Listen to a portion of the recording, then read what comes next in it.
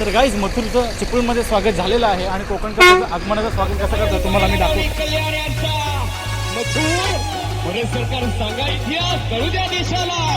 सांगायची इतिहास गरज नाही, कारण माणसांना या ठिकाणी माणसांच्या मनावरती आधी राज्य केलेला हा बैलजोड आहे. बैलगाडी शर्यतीच्या इतिहासामध्ये सुवर्ण अक्षरात या ठिकाणी या बैलांचं नाव घेतलं जाणार, लिहिलं जाणार. मथुर